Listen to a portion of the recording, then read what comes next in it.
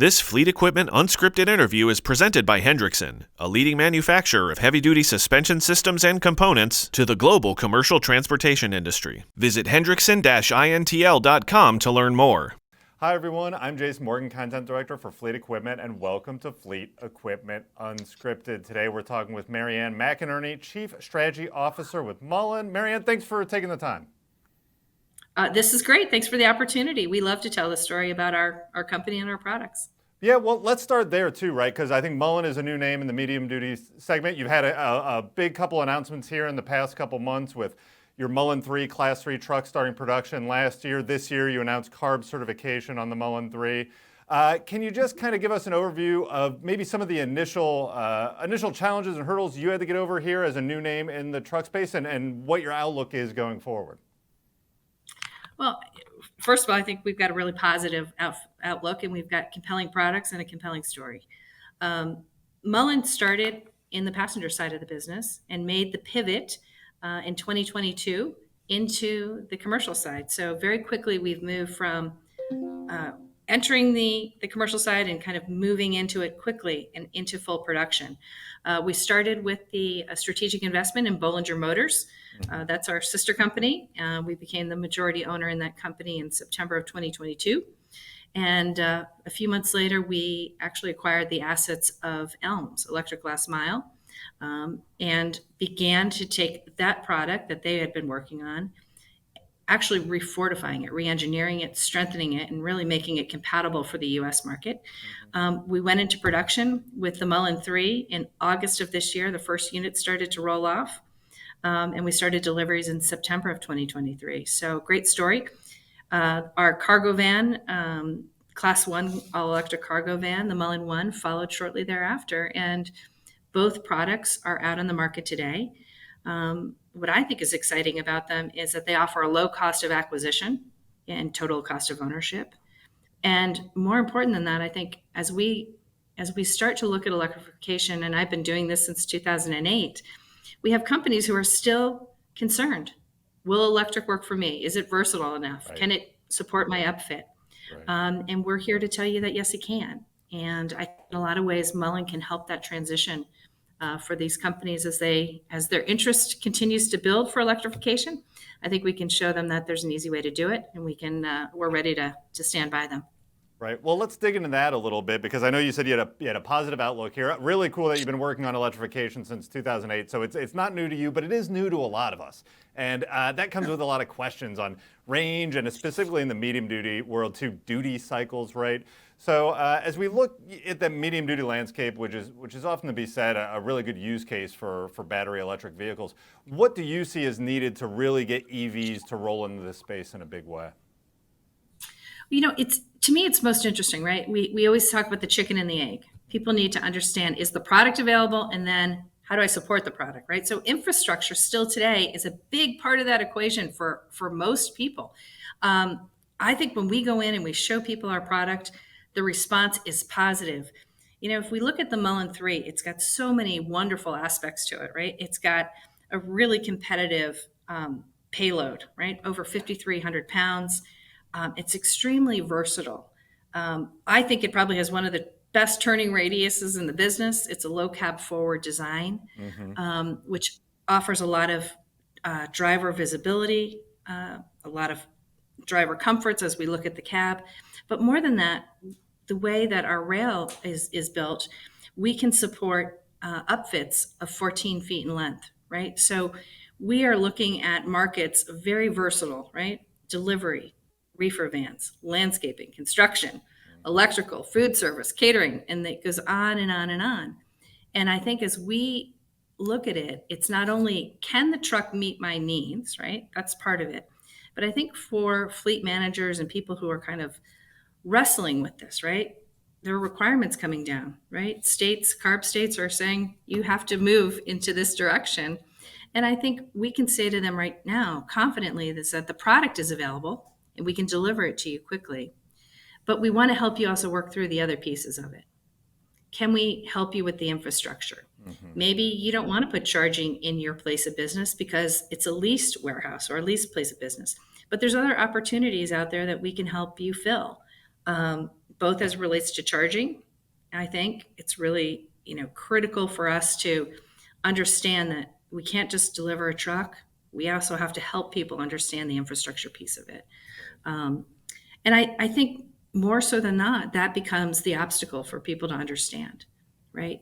Competitively, we can say that our vehicles are priced the same as very close to its competitor within a diesel sector, an ICE vehicle, but we've got to help them really understand how this vehicle can work day to day. Route analysis is critical. We want to drive the vehicles alongside. We want to understand what is their business case. Are they delivering 24 hours a day? Do they only deliver between 4 and 3 p.m.? Again, I think we can help people confidently move into this space. Right. Yeah. I mean, you're not just purchasing the vehicle, right? You're really entering into a partnership there that can help you be successful. One thing I did want to go back to, because what you said was interesting there on that chicken or egg conundrum, which I know we've been talking about in the trucking industry here for a little while. But I think we have our egg in the product, right? I mean, manufacturers such as yourself and the Mullen 3 are proving that the product is up to the application demands. It can do the job, right? I think some of the infrastructure component, again, that is important, and it can vary depending where you're at. The other thing you brought up that was really interesting was that, and you alluded to, was the regulation that's pushing everybody in this way, right? CARB has set these extremely, I guess, let's say forward-looking regulations, right, and demands that people, I guess that's the nice way to say it. CARB loves you for that, yes. But making people understand, you list out all those vocations that you're going into. That's going to impact those businesses. It's not just for those people over there, right? And if it's happening in California, there are states that'll pick that up and it'll spread into others. So getting ahead of it, understanding it, talking with people to understand, such as yourself, to understand those infrastructure needs, to understand the application demands and the equipment operation. I mean, that's just key to the successful rollout of EVs right there. I think there's a lot of misconceptions when it relates to EVs, right? So I've been doing this for too long, right? As I often say, gosh, before people even thought. But the problems that existed when we first started to introduce EVs into the marketplace still exist today, right? There's misconception and understanding. First, can the product do what my ICE vehicle can do? The answer is yes, it can. The second part is, how can I charge this? Can I move off of the fuel cards and the diesel? Can I move off of those into plugging in? And the answer is yes, you can. And today, thanks to many government programs, it's even more affordable and there are more options coming to market. And so I think that misconception is being addressed. The other big misconception is, are these vehicles priced where I can afford them, right? So I'm not ashamed to tell you, for the first vehicle that I ever brought to market in 2008, the price of that vehicle, very similar to our Mullen 3, was $150,000. So very similar to the same vehicle. So today, I'm pleased that the vehicle we're delivering, suggested MSRP is $68,500. That's an affordable vehicle. So if we look at total cost of ownership and a low cost of acquisition, we know that we can actually check that box too, right? So that can go away. Is it different for the driver to operate? No, the answer is no, it's not. Right. You're getting in the vehicle, you're keying it in. Yes, there are a couple little things you want to know. Just like any other vehicle we're going to drive, there are nuances that we want to understand. Right. And I think the last thing is people actually think about range, right? So am I limited in the range? Well, that's where it becomes important that we understand what your business case is. What is your delivery cycle? How does that work? Are you doing electrical work? Are you a plumber? Are you a caterer? Let us understand what is your payload. Let us understand what business cycle is, and we can help you find the right product for that duty cycle. As I look at the Mullen 3, we're very pleased that we've got a range of 125 miles, right? That is very achievable if we look across many of the ranges that fleet managers are dealing with every single day, right? So we know that we have the payload that can match it. We know that we can match it with the right range, but also charging time. Like we understand, if we take just a regular level 2 charger, the charging time is a little bit more than 7 hours, right? So that's doable. That's an overnight charging, come in the next day. But I think what's really the challenging part is that we have to break apart these misconceptions that people understand. Right. Is Right. the vehicle, first thing they all say, how much is that? Well, we've worked really hard at Mullen, both in the way we manufacture the vehicles and in our supply chain, constantly pulling in the supply chain, looking at it, bringing it, taking more control of the ecosystem of supply chain to make sure we're delivering a vehicle that is well priced and can actually stand up and be reliable for you. And I think that's the last part of the misconception is service. Right. Will anyone understand how to service this vehicle?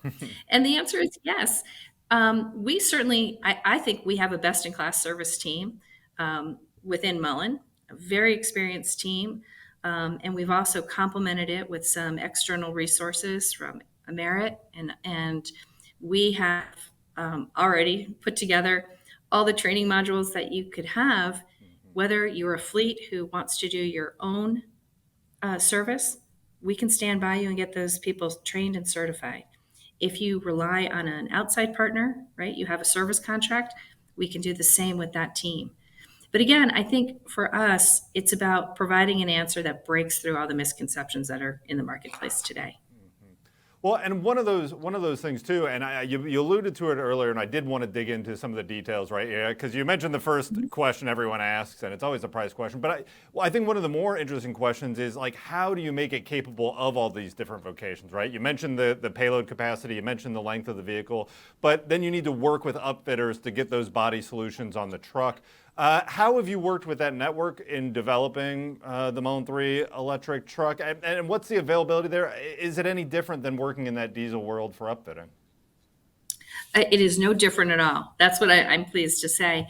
At Mullen, we have a terrific vehicle integration team who is working side by side with some of the best upfitters in the business.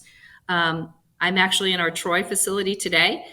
Spent the morning kind of walking through some of the exciting upfits that we have to share at Work Truck Show in the coming weeks. Right. State of the art. In fact, I think some of them are much more innovative than we sometimes see on the diesel side, right? That's very traditional. We know what the upfit is, we know the chassis it's fitting on, and we have to go. One of the things that we really focus on the electric side is innovation in terms of lightweighting. Can we lightweight some of the upfits that are on there? And in some cases we can. We've got some terrific boxes, I think, that are both lightweight and durable and reliable. I just came back from looking at some of the products, some of the upfits that are going into our Mullen One cargo van, and I think they offer a tremendous value to the end user. But again, we're really pleased with the partners from the upfit side that have come forward, and they're committed. They understand that the market is going in this way, and they are committed to delivering innovation, and we're happy to work with them. Yeah, very cool. And you mentioned Work Truck Week. This will come out here on the eve of Work Truck Week, right? That'll happen next week. I know our team will be there. It'll be a cool opportunity to be able to swing by and see some of the solutions there. So we'll definitely do that. Everyone else should check it out as well. Marianne, thanks so much for joining us. Appreciate you taking the time. I'm sure we'll talk to you again very soon. Great. Look forward to seeing you soon. Thank you for being interested in our company and our products. We look forward to sharing them.